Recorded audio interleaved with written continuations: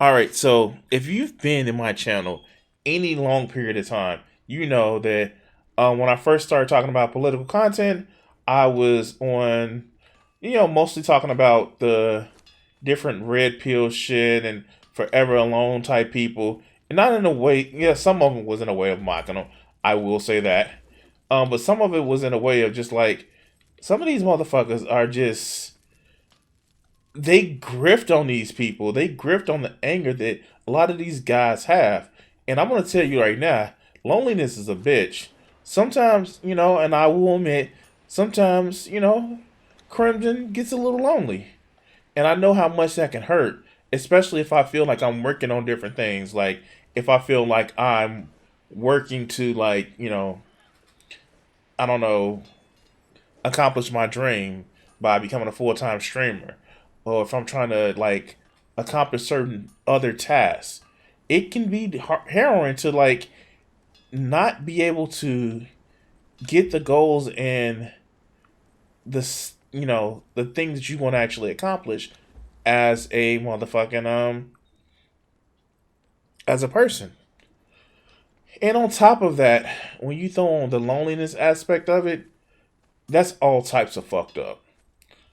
And yeah, yeah, that is, oh, it's just sickening. So let's get into this video. And before we get into this video, I'm going to actually, have my editor or me put my sponsorship right here. Hey, check out the sponsor for the video. Check out the links in the description. Hey guys, I just got my free sample and shaker cup for the Dubby's energy pack drink. So this is me trying it. I just got it from my P.O. box and I'm just gonna try and see how it was. Let's just take a look at what I got, the samples that I got. As you can see, I have the peach, the beach and peach.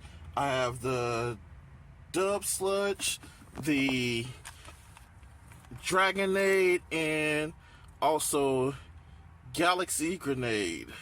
I don't know which one I'm gonna do, and I got the anime cup to like get the package. I'm gonna try it for my afternoon energy boost. Now I'm about to mix my new Dubby pack with Dragonberry. We're gonna see how this tastes.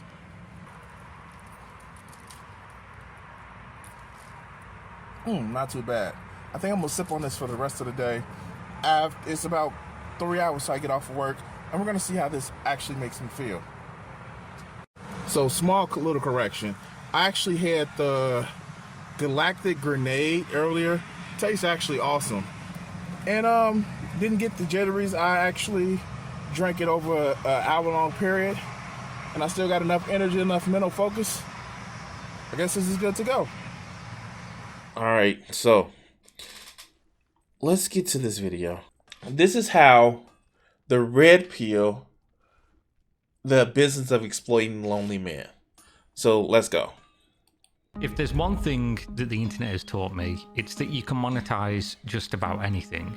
Ice cream so good, yes, popcorn. Ice cream so. I don't know if it's because she's a walking, talking, like, I don't want to say android, but she is literally just, how do people like that shit? And I know, I get it. I get certain things are for certain people, but how do you like that? Like, all right, I'm getting distracted. Let's go. So good. Imagine my lack of surprise when people monetized the epidemic of sad and lonely men. Hustle University is the greatest thing that exists on the face of the planet. That's what I want to teach you on this course. Unplugging from the matrix of fitness and game. And you might be thinking, oh, this is right around when he was getting his hair bloods. I'm sorry. I'm just sorry. Yeah. All right, let's go. oh, how big is this? Well, business is booming. Dozens of people, loads of YouTube channels that are earning millions of dollars a year selling a lie, claiming to have answers to a... And most of the shit, and again, this is not to disagree with the fucking video, because I actually saw part of this video. I didn't watch all of it. You know, because I mostly do blind play watch throughs. But when you actually look at some of this shit, some of the things that these people actually sell to these guys, it's fucking horrible. It's some of it is just um basic ass motherfucking you know, pieces of advice mixed with just stupidity. But all right, let's go. Very real problem, but just making everything worse. So let's go on a journey together. I'm going to put on my Morpheus cosplay and hand you that red pill. We're going down the rabbit hole of truth. I'm red pilling the red pill and breaking these lonely, desperate men out of their Andrew Tate worshipping mind matrix. Oh yes, thank you. And you know what? Okay, and like I said, I've only watched part of the video. I saw it was gonna come up, and I was like, yeah, let me do this a little bit later. Let me do this on stream. I've actually had this on the plan to watch on stream with you guys for about a month or so. So yeah, let's get into this and let's just see just how deep this goes. Shall we? Let's go.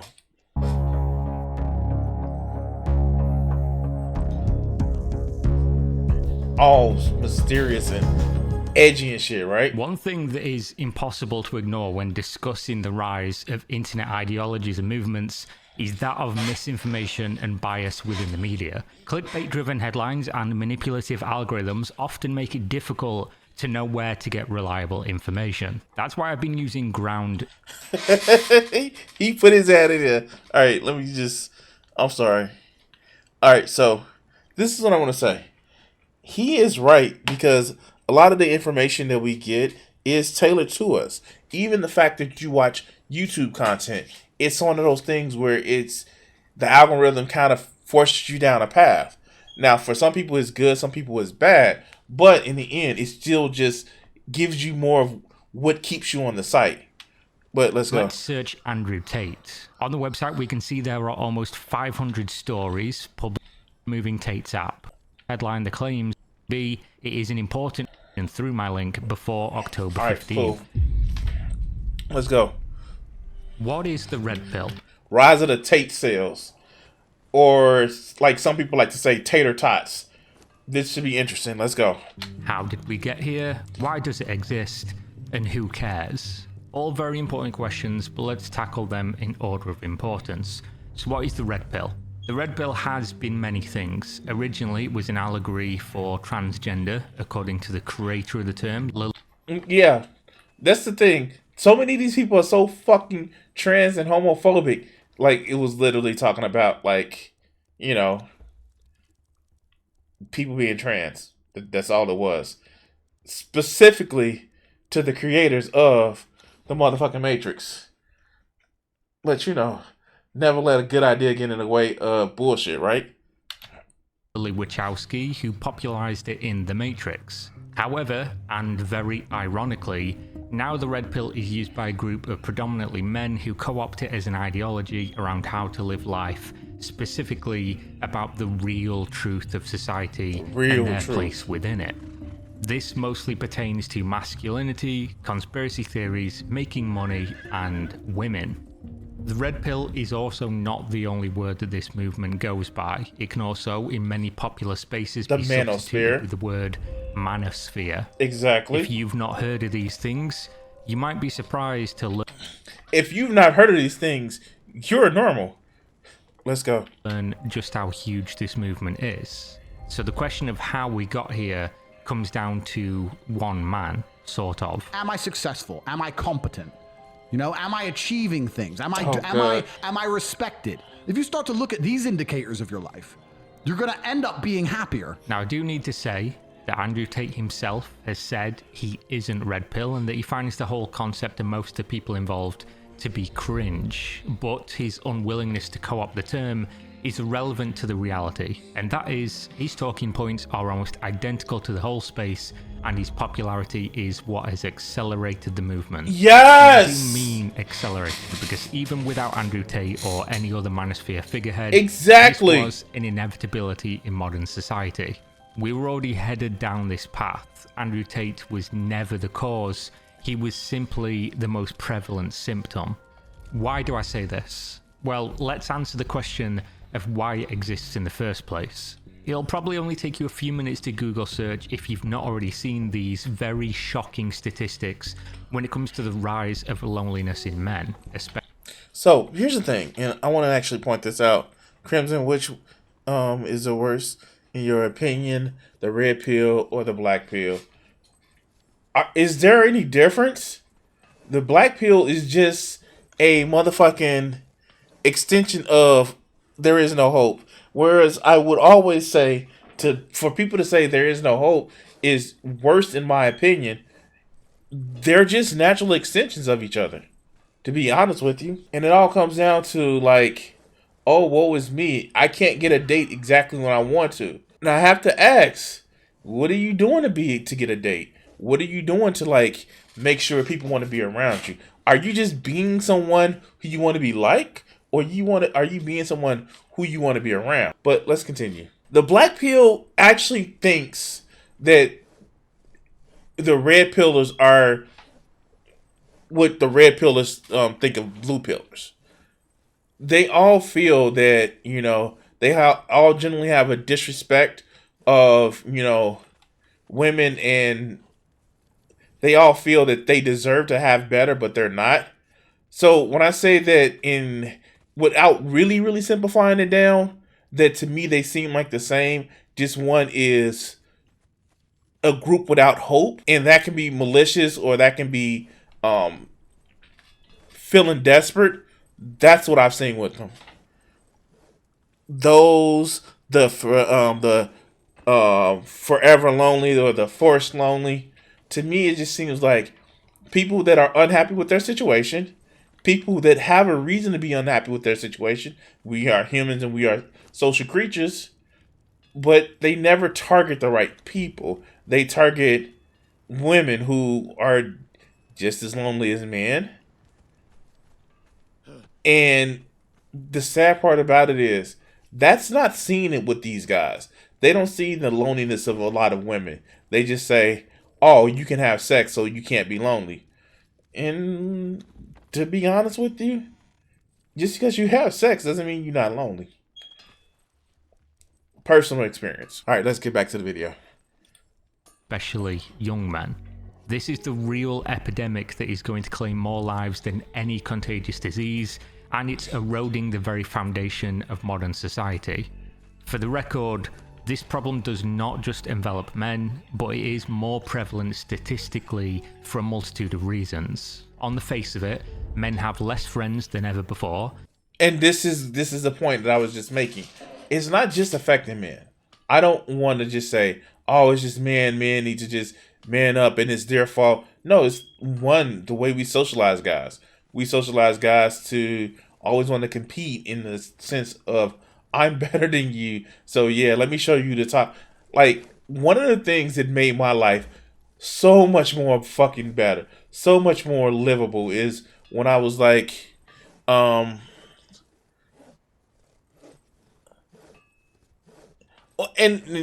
Wild Bill, I get that, and that's what I'm saying. The red pill has more hope than a black pill, but they tend to look at the world from the same, mostly the same opinion. If you were to draw a big Venn diagram, it'd be more overlapping than not overlapping. So I get what you're saying. Don't think I'm disregarding the two between. I just think that after so long, if you don't see results in the red pill, a lot of people become black pilled.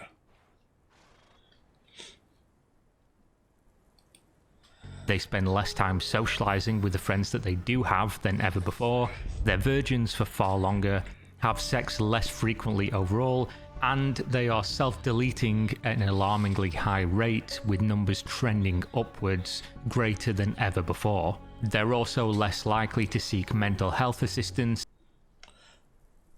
And yeah, that would be what I would say the diagram is. That's what I'm saying the diagram is. That's exactly what I'm saying the diagram is, as far as what you put in chat. Blue pill, red pill, then black pill. Yeah, that's exactly what I'll say the diagram is. Now, as far as what the video is saying, I will say that's true. A lot of people, they just don't see the value in mental health. And this is coming from a guy in, my community where, you see a lot of, I don't know, I'm going to say it, a lot of black people don't feel that mental health is a thing. And some of it is actually, I'll say it like this. Some of it is actually from the place of it can't be afforded as readily as a lot of people think it can be afforded, and so they figured, well, I can't afford it, so I must not have as much validation from it. So yeah, I don't need it. And that's a bad way of looking at certain things you don't need. Just like you don't see a lot of people go to the doctor because they feel like I can't really afford it and I can't have any help getting it. So yeah, it's just not for me. So you see a lot of that problem and it's not the sense of it's bad. It's more of a ad hoc justification. And so yeah, this is a thing. So let's go. More likely to turn to drugs or substance abuse to cope with these factors, which don't even play into the self-deleting stat. Yeah, and that's another thing too. It's more accepting for men to do like drink more and self-medicate more, especially when it comes to dealing with a lot of just the trauma and shit we got to deal with. Women are more kind of socialized to spread their concern through through a network of friends and family. Men are told to suck it up. I literally have talked to people who have dealt with mental health issues themselves, and if it's a guy expressing it, there's like, no, you should just deal with it. And it's just like, wait, you know what I'm talking about. Yeah, no, but you should just deal with it. And it's just not that same type of grace. Now, again, when it comes down to it, no one should be wallowing in their self-pity or self-destructive tendencies. And you shouldn't just say, oh, I'm stuck here. Let me just not do anything about it. But it's a certain care that needs to be taken care of, especially when somebody is saying I'm struggling with something. But let's continue. And are overall becoming increasingly disenfranchised with the world, or most importantly, their place within it. So to answer the question of why Andrew Tate, why the Red Pill, why the Manosphere, Sneeko, podcasts like Fresh and Fit, the Red Pill Godfather, Rollo Tomasi, and many others exist, it's very simple. It's because they need to exist. Supply and demand.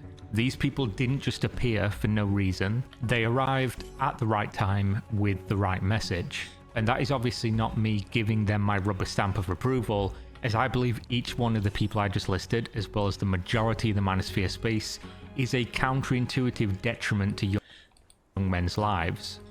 So, here's the thing. And I know a lot of these guys will say, oh, that's just fatherless behavior. I will say this. One of the two-edged sword or double-edged sword of the current society that we have is really we do have issues of what happens with how is a good man or a strong man or a great man supposed to be. There were generations where a man just brought home the bacon and that's all he had to do was just not have emotional support and just had to, I brought the motherfucking pig home, bitch. Cut up the bacon, like, yeah, no. And again, there were, ironically enough, more men that's dealt with alcoholism and, a lot of other shit in that time frame too. It was just not on TV. It's somebody who is like a soldier and went to war. No, because those men when they came back from war, they either self-deleted or they motherfucking self-medicated.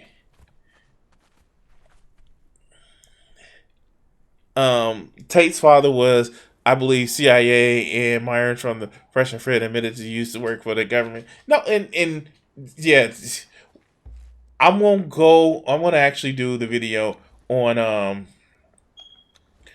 gonna do the video of the common sense skeptic. We're gonna go over that one day. But you actually kind of had to deal with a lot of shit. And it's just like, we live in a world where, I'm going to say it like this. We have more freedom than ever. We have more time to ourselves. Production has become more and more, automated. We have so much more so much more time that we can, spend pursuing different things about ourselves. And we have to evaluate, were men strong men, hard men because they wanted to be?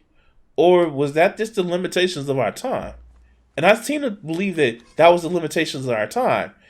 And a lot of these guys, a lot of these mental spirit contents, they want to make you believe that, oh no, it was because these were, like, do you think any of the guys that were on the motherfucking shores of D-Day wanted to fucking be there? No, they were scared out of their fucking mind. And if they had a different way of resolving it, they would. But they seem to believe that we lost this, tome of masculinity, where I venture to say, if certain shit could have been done different at a time, they wouldn't have done it. What was that phrase? Like, I study war so my son can study, like, construction or some shit. Yeah, these motherfuckers didn't do this shit because they wanted to. They did this shit because they had to. And if they didn't have to, they would, if they could, they would make a way for their children or their grandchildren to have a better day, or better life. These are big channels being AstroTurf. Yeah, of course they're being AstroTurf. Like, one was AstroTurf, and then the other one was daisy chain others to get big as well. And if you know what daisy chain, you know what I mean. Anyway, let's go. For reasons that we'll mostly go over in the next section, this is just me saying that this movement didn't arrive overnight for no reason and brainwash hundreds of millions of men.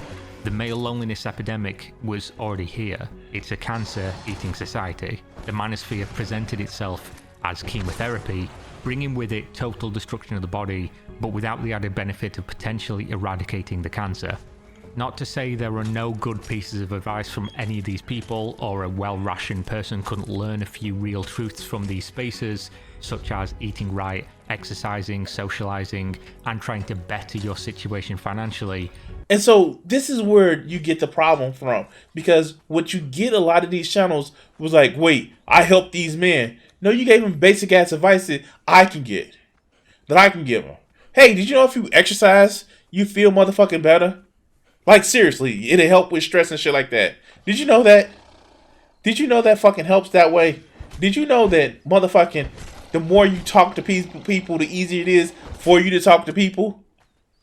I literally have said on this channel, one of the ways it's helped me talk to people, not just the fact that I work at a call center, but the fact that I have literally went in jewels and just sparked up conversations with people, not expecting anything, just speaking with people.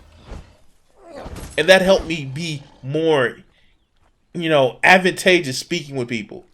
Yeah. This is just general shit. Hey, if you don't, spend your money on bullshit, then, hey, you can have more money. And, if you work, maybe we work too much as a motherfucking society. But if maybe we work too much as a society, but still working on something still can actually help benefit your motherfucking, your financial health. But let's go. But these few truths are things almost anybody could tell you without the added baggage of what is adjacent to the grift of these male self-help gurus. I'm of course talking about conspiracy theories and hatred. Obesity comes from you Jews affecting our media I'm with the your reason fucking... you're fat. No, you guys brought McDonald's and all that shit. One of the very few men on earth I do trust, good old Alex Jones. He said this 2 months. Wow, we have Zerka. Lovely, lovely Zerka. All right, let's go. And then we have, like, I think that a lot of these guys that really like Andrew Tate, some of them want to be Andrew Tate. Some of them, let's be honest, are turned on by Andrew Tate. And like, no shit, no, not to be, dismissive of them, and they would actually admit some of them aren't 100% straight, but that's okay. If there are some people that I like watching that I'm turned on by. Most of them are women. Fuck, all of them are women. Fuck, every last one of them are women. But still, I don't mind admitting that. Because, anyway, let's go. Months before 9/11. They don't want you to be masculine. The biggest threat to their agenda is an independent, free-thinking man. And to answer the last question of... So, okay. This is my question. What is masculine? What do they think masculine is? What the fuck do these motherfuckers think masculine is?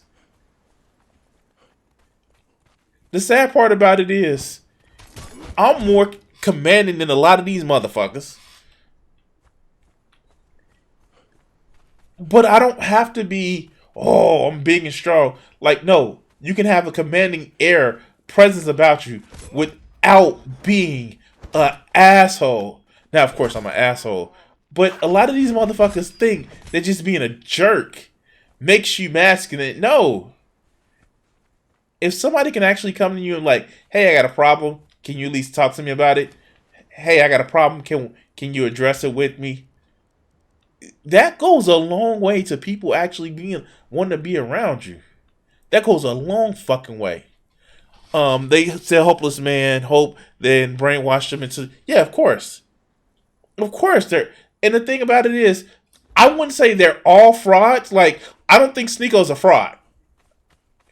I don't think Sneeko is a grifter.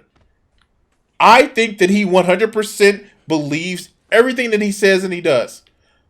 The problem is, he only thinks 3 minutes ahead of time. But I do not believe that Sneeko is a grifter.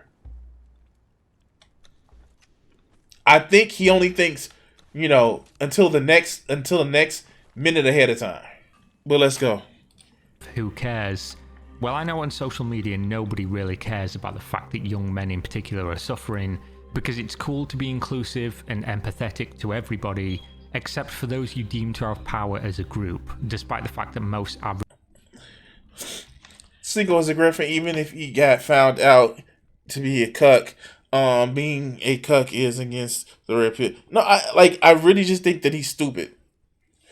I never really, unless I have specific evidence, I will never attribute malice to what I can easily attribute to stupidity and cowardice. I just think Sneeko is stupid. Now, the point that was just made right here, I'm going to say this. I'm going to actually say this. And this is my problem that I've had a while with the left. This whole thing of literally shitting on straight guys, white guys, it's fucking stupid, and the people on the left need to fucking stop with it. They need to fucking stop with it. Because here's the thing. One, you get motherfuckers who literally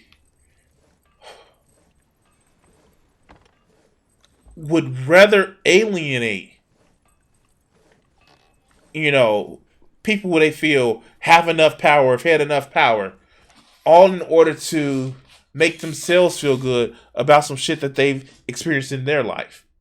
That's why I think the whole shitting on white people is also fucking stupid on the left, because in the end, and I was just talking to a friend of mine, if you think that there aren't any white people who haven't went through the experience of being poor or haven't been in the experience of being shat on because of who they are, then that's kind of a fucked up situation, dog. And I'm not saying it's the exact same. That's not what I'm saying. I'm saying that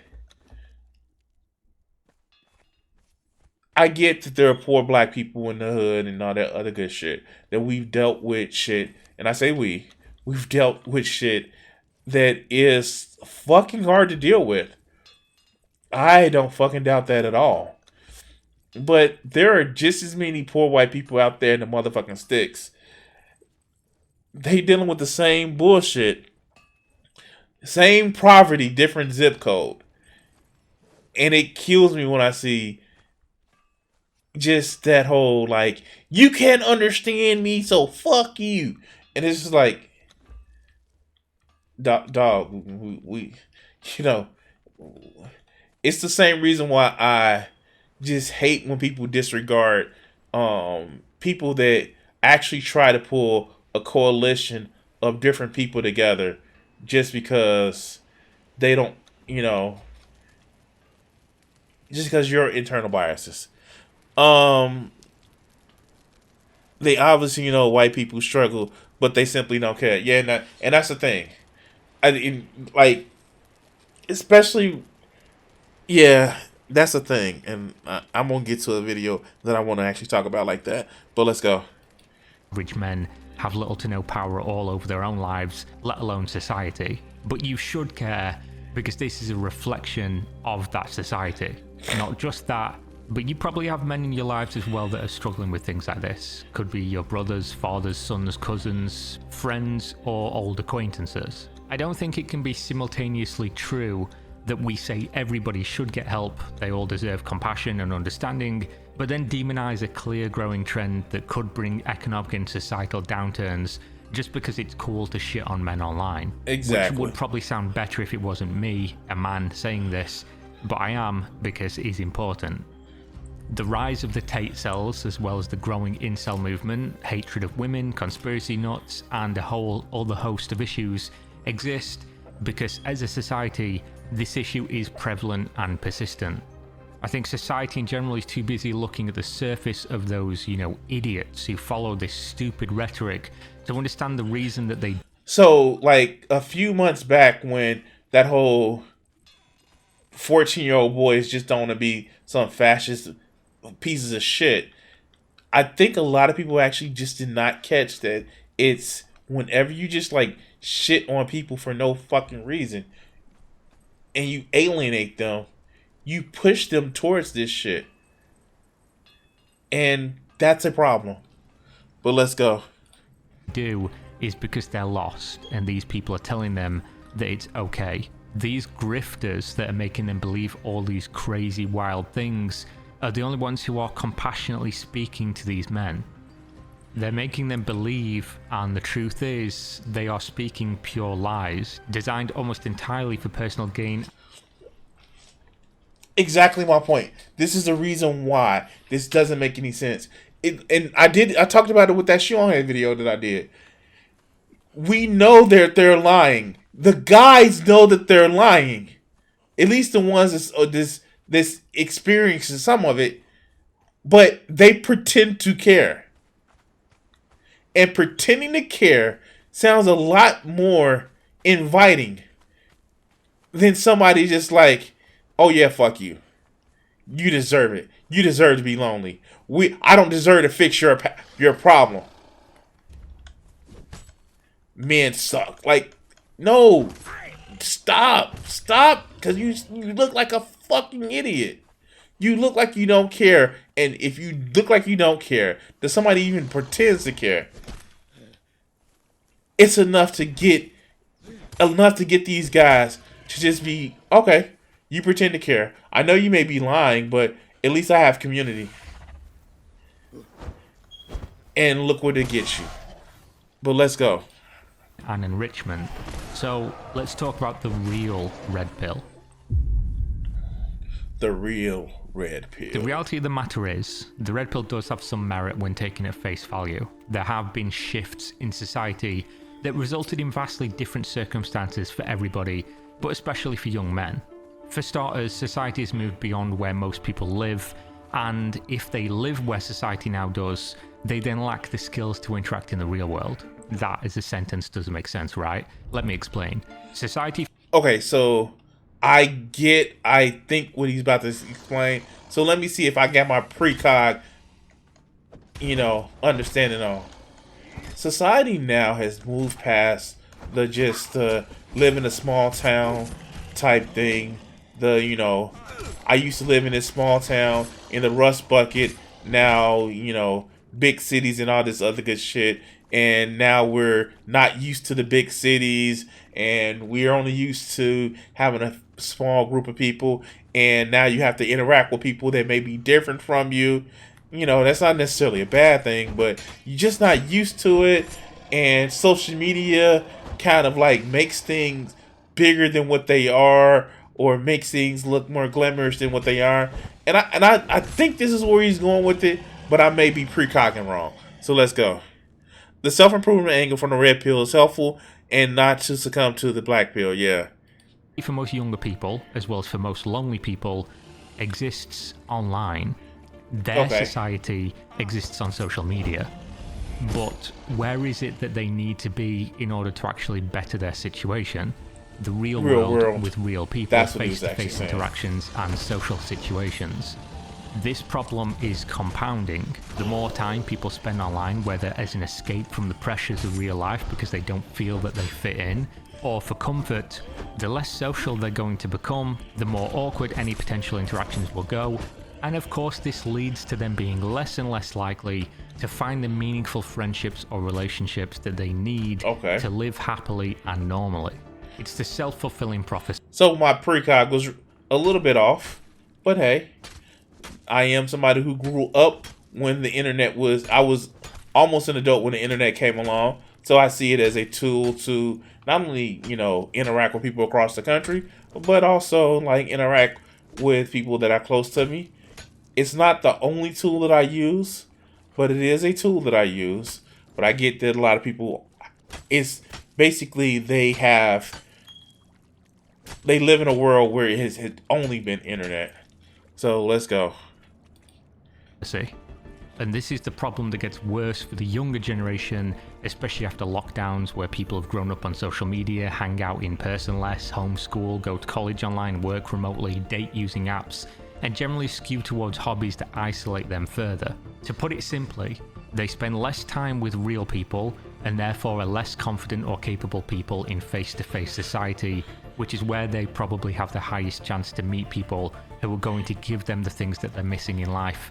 So, and this is kind of goes back to what I was saying early in the video, where I was getting to a point where I just did not like talking to people. So I personally just made a conscious effort to talk to somebody new that I can actually just talk to and get to know and all that other good bullshit, just to talk to them. And more people are social active. They know how. Yeah, just true. But I actively started talking to people and just to have a conversation, not expecting anything from them. Also, with me being an artist, because, I do art and shit like that. I have to go to conventions and I have to sell my art. And that's also something good that I've actually, had to do. Where it was, I just had to, just learn how to just interact with people. And that's the thing. A lot of people don't know how to do that. They just exist. And just existing is just not good. I'm sorry, but let's go. And remove that loneliness. A lot of people nowadays have either grown up not learning how to socialize because of social media and the internet age, or they've forgotten, whichever one it is. They currently are not equipped with the tools to navigate the real world. You only have to look at cultures like Japan, where they literally have a word for this. Hikikomori. We also have words in the West. NEETs, incel is obviously one that people throw around a lot when people are just, really bad at talking to women and, of course, are involuntary celibate. Losers, when people don't have friends and can't seem to get into good social situations. This is a problem that transcends barriers of culture. This is how you know it just exists and it's growing in popularity just due to the way that people interact with the world. This, of course, plays into the next problem, which is dating. Okay, so here's the thing. I realize that this may sound really, really fucked up. Yeah, it would be interesting in the solution that he had. Besides just getting offline. He did offer that. He says people need to get offline and socialize in person more. And like I said, I haven't fully watched this video, but he did just offer that. But here's the thing. I'm gonna say this. And may just be my kind of like, I would say elitism, but like no, this is me suffering as much as I have. As far as getting friends, I don't see how hard it is to get friends. I don't understand that concept. And mostly is because I'm very particular about my friends, and not that I isolate myself, and I want to make sure I'm very, very clear with this. If I feel that you and I are not a good fit for friendships, I'm going to be like, okay, it's not a good fit, so I'm not going to pressure you. But people generally want to be my friend because I just treat them as other conscious beings that may have their own wishes and desires. It just seems like that's how you should treat people. And I know this is weird, right? Like, it goes beyond treating people how they treat you. It goes to treating people as you would want to be treated. That seems novel for a lot of people, but that's actually a good concept. But yeah, no, it's interesting to me. But here, let's go. Dating in 2023.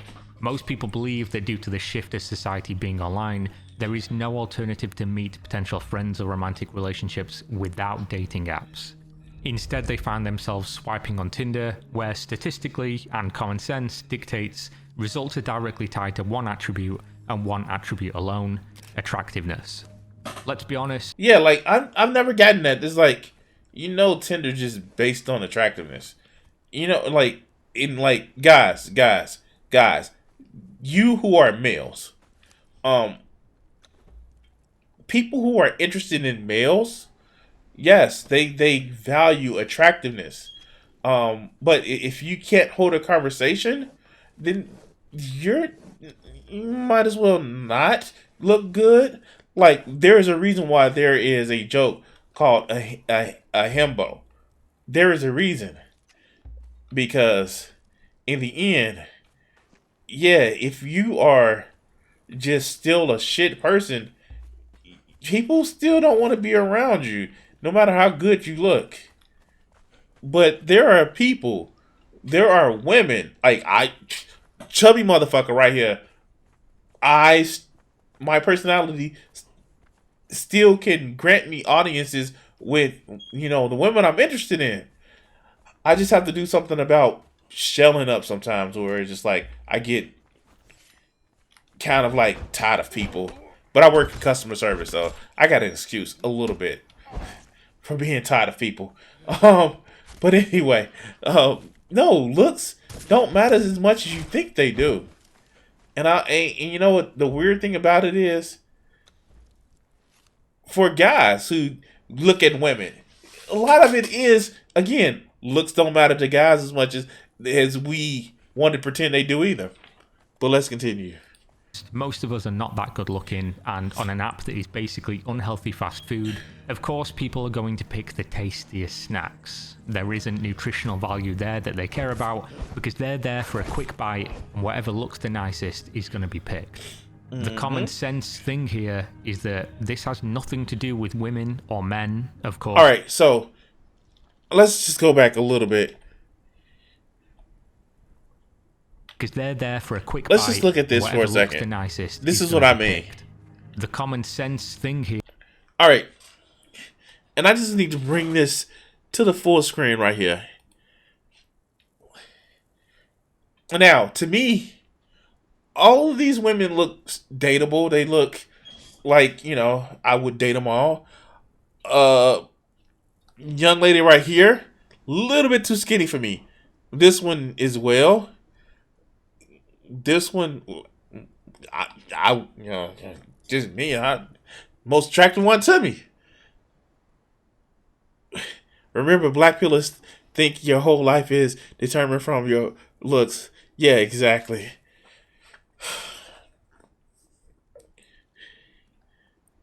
But yeah, like, no. But like, if they all had decent personalities, I would go out with them all. Although, of course, they're all pretty much too young for me because, what is it? I like women that's in their 30s at least. But let's continue.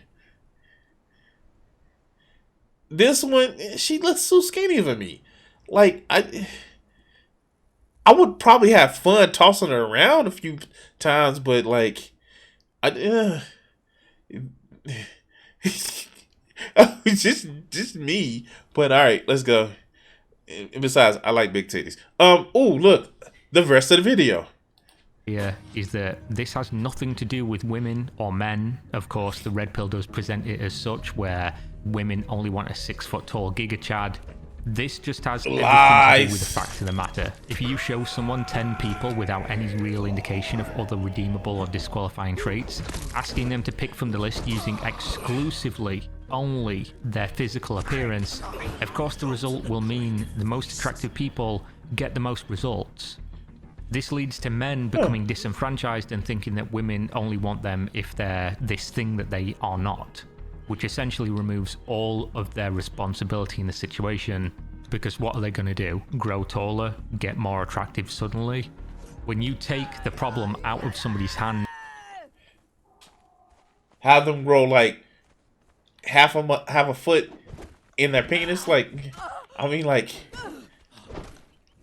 alright, I'm just being an asshole right here. And their own ability to influence it, of course they're going to turn to things that are external and start blaming the people that are making these decisions, because they can't blame themselves, can they? Obviously there is a factor that society has moved forward for women as well, giving them greater opportunities for careers and for pay. This has essentially killed the one main selling point every man on the...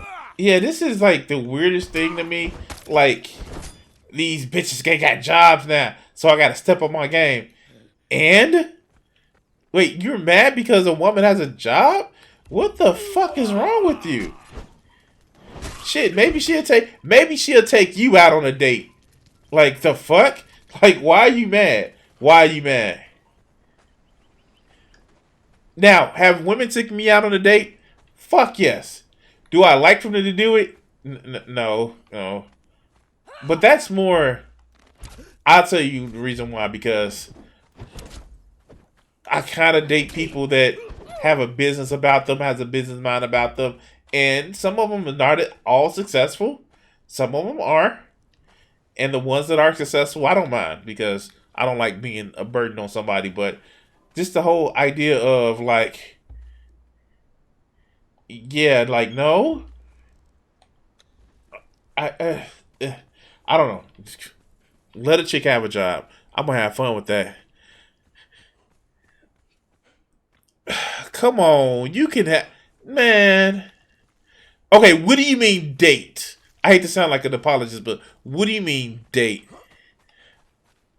I take you out to a restaurant, or just like to me, a date is like, I have actually, you know, dated women in my home. Like, I've cooked a meal, set out some drinks, and just like, we've had to talk and we got to know each other.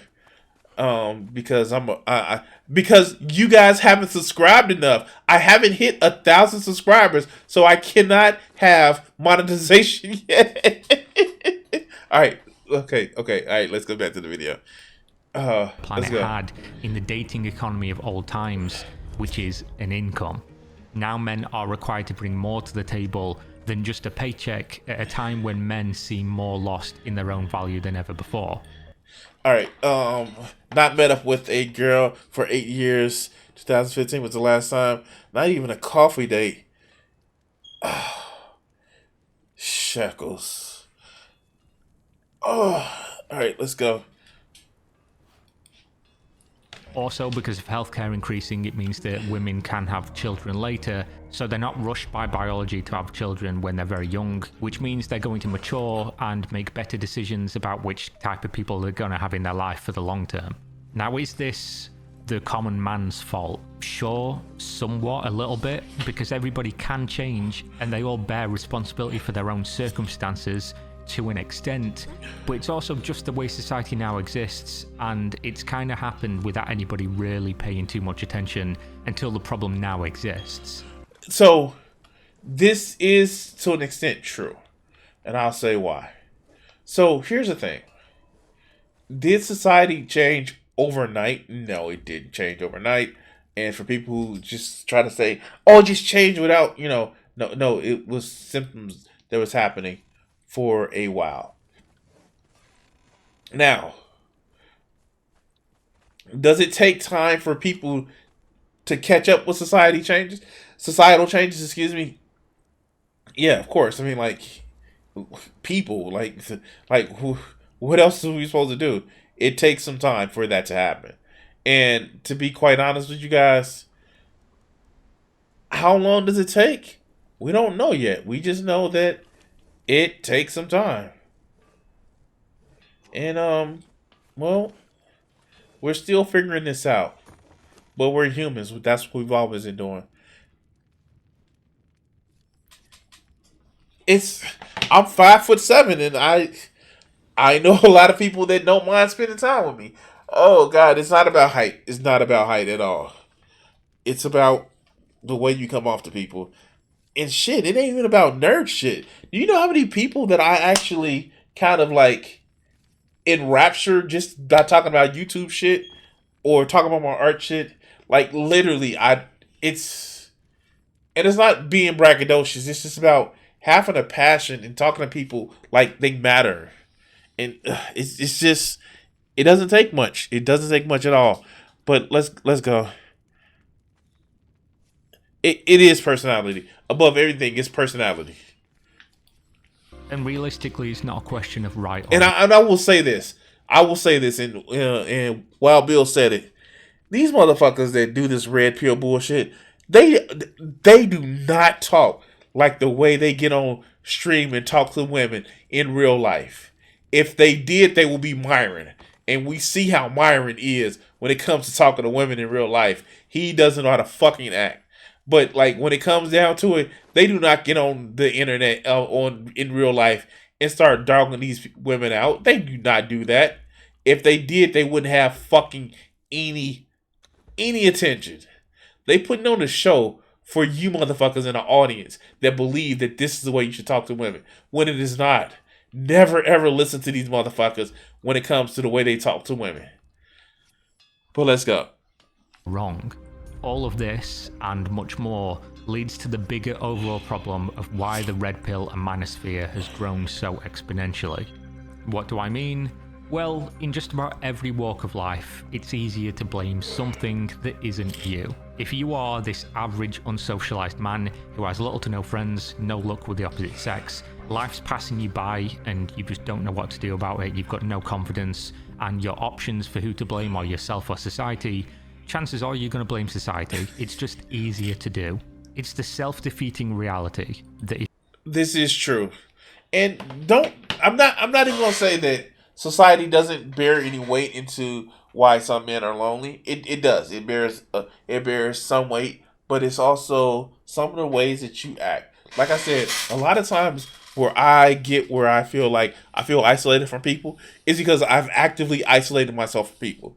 And consciously and actively are two different things. I can not consciously do it, but it's an activity that I'm taking into myself. And yes, that has hurt some relationships, And it's been sometimes where it's just like, also it's been, I've consciously done it when I feel like I don't want to target people that I care about with some malice or, you know, resentment that I may have from like other life shit. But it is actions that I'm fucking taking. I know it's actions that I'm taking. And it's things that I need to grow and become better at. Yes. And again, maybe that's red pill ideology, but to consistently want people to have people in your life, sometimes it takes just being the person that you want to be around and not just who you want to be like. If you do make the choice to blame society, it's going to change nothing about the circumstance and only send you down a path of manosphere, which is going to be further self-destruction, but that's what people are doing, whether knowingly or not. Now, of course, there are a million social stigmas of talking about problems or opening up emotionally to people, which for whatever reason is frowned upon as a man, but even less likely to happen since, again, statistically men these days have less friends, and with the growing manosphere influence, those friends are more likely to tell you to stop being a pussy and watch a video about Andrew Tate with Giga Chad music in the background, because of course that will fix all of your problems. Exactly. Talking about them would be something only a beta male does. Yeah, depression isn't real, except when I was depressed because they had me locked in my cell with all the cockroaches and the bugs and all the other good shit. But it isn't, except for when I was hurt by it, you know. But it isn't. Yeah, no, exactly. Let's continue. You obviously can't talk about it on social media either, because if I've seen anything about this, it's that people are just going to come in and say you don't deserve to have problems, because you're probably just a man. So of course when nobody's talking to you, nobody's listening to you, nobody's really representing your problems, when somebody shows up who looks... And it's that last steal of motherfucking...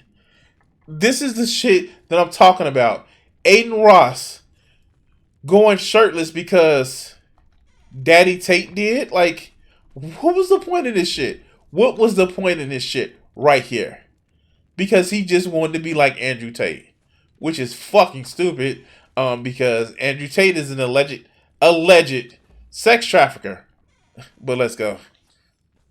Nobody's listening to you, nobody's really representing your problems. When somebody shows up who looks like they're in shape, who looks like they're a really masculine man, who's doing all the things that you want to do, who lives the life that you would love to live, and he's the only person talking to you, of course you're probably going to listen.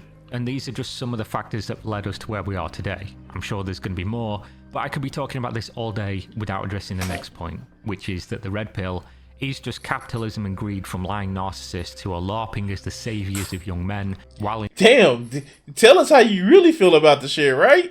Tell us how you really feel. All right, let's go. Instead, just causing them harm. The advice they give is terrible for 97% of their audience, meaning that they're selling out the vast majority, and the 3% who wind up becoming wealthy following their advice will make the situation even worse for the other 97%. Damn. It's a toxic wasteland of a few useful pieces of life advice wrapped up in hate that will poison an impressionable man's brain into becoming a worse person. Damn. And therefore even less likely to ever find a woman who would want anything to do with them. Tell me how you really feel.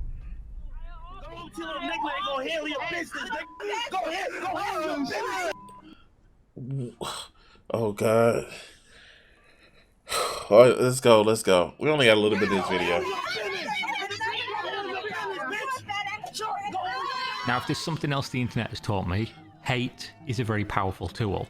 Once you recognize that the easiest... Damn, she thick though, for real. I'm sorry, I'm sorry. Wow, how do you know Crimson is horny? Because he's looking at every thick chick like, yeah. All right. All right, let's go. Way to build influence is to turn one group against another. You will see it in everything that people do online.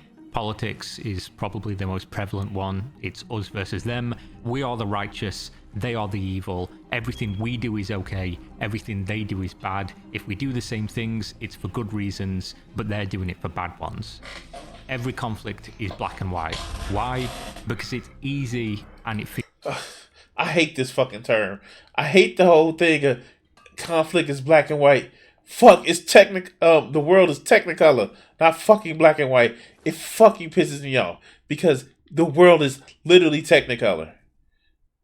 Shit.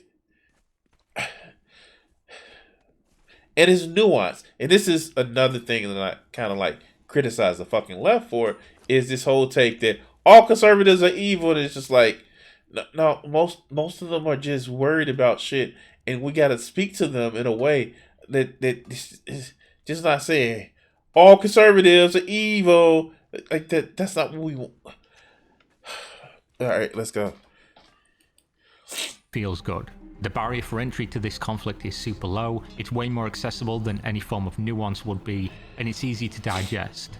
It simply works. And that's exactly what the manosphere has done to convince these men, who already were willing to believe things because they didn't want to blame themselves. They've told them it's team men versus team women. They use anecdotes of when a woman does something bad or wrong, and pretend as if they're not anecdotes at all, that there can't be good women and bad women, like there's good men and bad men. It's so, and this is like one of the reasons why I hate religious thought. And again, I was actually talking with a friend of mine where we were just having a discussion where a lot of people, they have to simplify shit. And I know that's just all types of fucked up, but there are a lot of people that just need to simplify shit. And I think it's a product of not actually testing that part of your brain.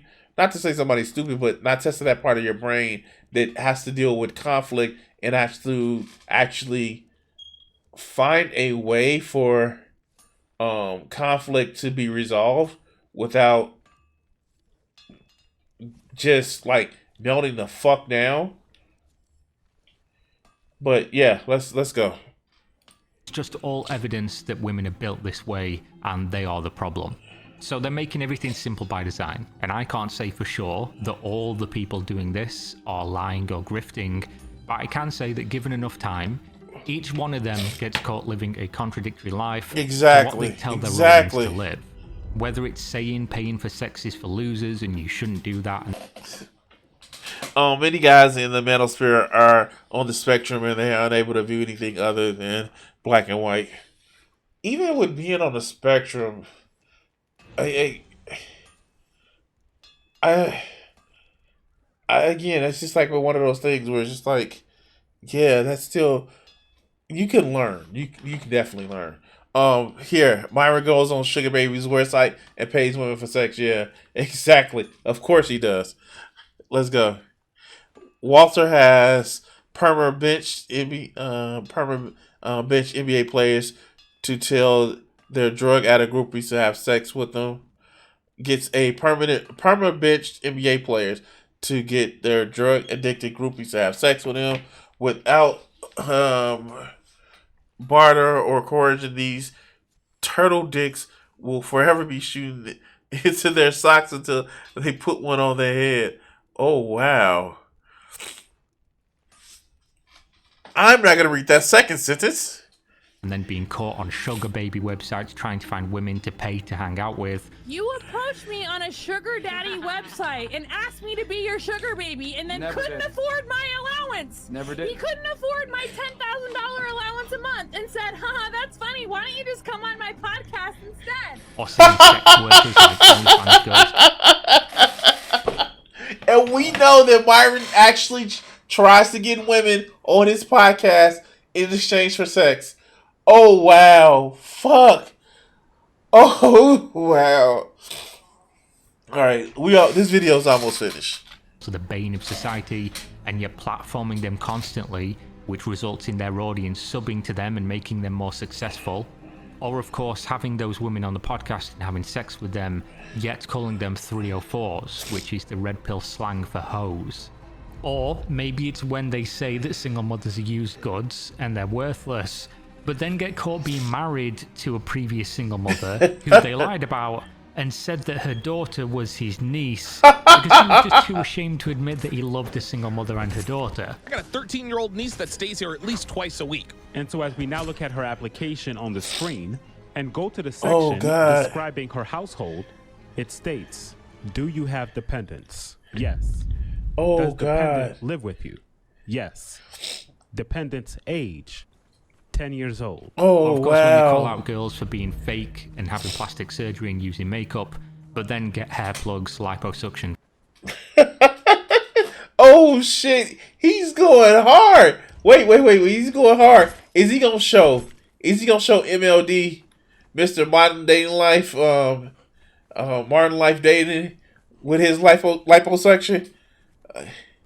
Yeah, many of these figures have been called simping for single mothers after making content. Yeah, of course. And fake teeth and use makeup on their own podcasts. Maybe it's saying that men should never settle for a girl who has had a lot of sexual partners, but sleeping with every attractive woman that they can. A lot of girls are hoes. A lot of girls don't deserve a relationship. A lot of girls don't deserve marriage. And I know this is kind of controversial, but this is what I tell guys. I tell them you need to be at least 35 years old, have had sex with 50 girls. Thus creating a world full of their alleged biggest problem and fucking up for all the guys they're supposed to be helping. The entire red pill space is basically rules for thee and not for me. Some of the funniest claims that you can disprove immediately, just if you've lived a real life at all, are that women are more than happy to let their boyfriend or husband cheat on them, so long as that man is high value enough. Oh, this is like the stupidest lie that Pearl always uses. Here, I will say this. As somebody is part of the polyamorous community, somebody who has been in the swingers community when he was in a relationship, if you want to say that, yeah, you know, if you have that type of lifestyle where it is mutual, it's an understanding, and hey, maybe you poly and the other person is mono, cool, that's great. But that's not cheating. That is an understanding of basically who you are and how your relationship dynamic is. For example, I know people have been shitting on this relationship recently, but maybe Jada and Will may have an understanding. She just may not be able to know how to navigate that shit in public like she should, but maybe they have a understanding. But it's not my place to judge, because if it was me and I was keeping quiet about the shit that I was doing, but you out in public just all types of ugly with the shit, I would have a fucking issue. But that's just me.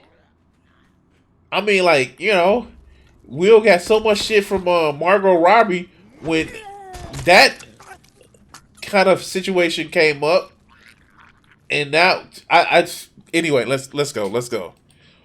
Meaning she will share her romantic partner out of fear that she couldn't get anybody so good, ignoring the fact that this person would then not be good to most women because they're not just out to use you as an ATM and live that life.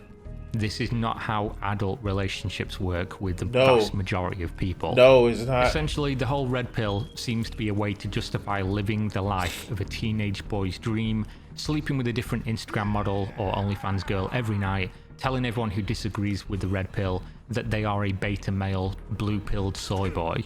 But this is a lie. The whole red pill is a lie. You only have to engage with the simplest concept to understand that. For example, these guys preach that the way to break free of all your problems is to become a high-value man, meaning that you're in shape and wealthy. Now, here's the thing about a lot of this high-value man bullshit, right? A lot of it is just bullshit. Because a lot of the guys, oh my God, do you know what I would give to be able to take the time off of work to work on myself, physically, and work more on my art and shit? That would be fucking awesome. That would be fucking awesome. I would be able to, oh God, man. Just to have that time to just be yeah, no, I want to spend some time being able to just work more on myself. That shit would just be, oh God. But I can't, because I have bills and life and shit. And that's okay. That's why I work the job that I have. I have time off. Anyway. Oh, bitch. I'm sorry. These people piss me off. Yeah, Tate took roids. Of course he did. And he has a glass chin. And he has a glass chin. But let's go. The percentage of people who are in shape and wealthy is like 3% or lower. So by that definition, it cannot happen to 97% of their audience, meaning they're giving very specific advice to a very small number of people, but the vast majority of people are listening and it isn't solving any of their massive problems. But you can do it because I saw this one random person do it. Yeah, no, that's how this shit sounds. Let's go. It's actually making it worse. Maybe if you are a multimillionaire who's in good shape, you can treat women the way that they do. But the problem is that when the vast majority of their audience is hearing that advice and seeing how they live, and then they're treating women the same way, that's not helping them, that is hurting them. And since the title of this video will be something about how incredibly successful and profitable the business of exploiting lonely men is, let's look at how successful it is. Fresh and Fit is... Okay, this is what we count people's pockets, which I normally have a problem with, but these motherfuckers put it out there on display of how much money that they make. Let's start counting motherfuckers' pockets, shall we? Probably the biggest self-help guru red pill podcast, and they're pulling in tens of millions of views per month on just YouTube alone, which used to be, before they got demonetized, easily over $50,000 a month just in ads, without product placement, without donations from their fans, without their courses that they sell, without their other platforms like Rumble. And you don't have to go far to see just how low effort and low class this space can be in terms of the people that can pull in millions. Whatever podcast actually just used to be like a prank channel. And then they got into the red pill shit. Yeah. That's the fucked up part of it. They used to be a prank channel. Alright, let's go. Millions of views, earning hundreds of thousands of dollars or millions a year. I mean, just look at this dude. He's a VTuber of a low animated JPEG vampire who never shows his face, and his entire content. Yeah, no, I was like, yeah. See, look, I had a goddamn JPEG that I created myself, that I drew myself. I literally have it on my channel. And I still couldn't get the shit. Is it, like, do I have to play into these people's desperation in order to get over a motherfucking 1,000 subscribers? God damn. Alright, let's go. Content is reacting to women on TikTok, telling his audience of bitter, angry and lonely men that all the women on the videos are used up 304s who no one will ever love, and how it's all their own fault. It's basically not giving anybody advice, just a space to come where they can point at women and say, haha, that's your fault, you didn't love. Space to come all over their back. Anyway, let's go. Me, so it's good that you're upset and bad things are happening in your life. It's plain and simple, people just feeling content to live in hate. In the real world, the solution to men's problems don't need all of this, and it definitely doesn't need all the conspiracy theories, anti-Semitism, racism and other nonsense that gets platformed at the same time by all these podcasts and manosphere grifters. Obviously, I've acknowledged the problem is real, that there is a growing number of men who are really struggling with how to live their life. But there are things that they can do, and I'm also sure that these... Alright, so he's coming up with a solution to this shit. Let's hear it. Platforms or these people do sometimes give good advice, and people have made positive steps in their life due to that advice, and would claim that they've been helped by Andrew Tate and the Red Pill and things like that. I'm not saying that that's not possible, but there's a limit to the advice that they're giving where it goes overboard into very, very unhelpful things. Of course, you should definitely go to the gym, you should eat right, you should sleep at a regular time for 8 hours if you can. Most importantly, you should find hobbies that... Wait, okay. This is the one problem I have. What if you can't sleep for 8 hours straight? What if you're a middle-aged man that kind of like has to get up at least once a night to go piss because I'm 41 now and that shit sucks. What if you can't sleep? Alright, let's go. Oh wow, yeah, Crimson, you need to become a red pillar, telling women that they're no good, low life stuff and shits. Yeah, no. Oh god. Yeah, my sleep cycle's all over the place. Okay, let's go. that put you in the real world with your peers. Work at socializing, find people who like the things that you do, and of course treat people like they're individuals who deserve to start out with a blank slate of who they are and not with a list of preconceived and negative attributes that some guy on the internet told you were true while profiting from doing so. For every negative anecdote that you hear, you can also just find a positive one too. So this is actually a huge problem in society now, and if you were paying attention, you saw this coming a long time ago. Even Man, did we ever see this coming a long time ago? All right, but let's go. Almost finished the video. Before Andrew Tate showed up and accelerated the movement forward and into the mainstream, there were communities just full of hating women, like the Red Pill subreddit, the incel forums. These things existed and were growing exponentially in popularity. So where does all this end? Well, who knows? The issue is that this problem is yet again turned into another internet war, where it's us versus them and people are drawing lines in the sand, not understanding that this mindset has gotten us nowhere close to solving societal issues and just reinforcing the positions of But why though?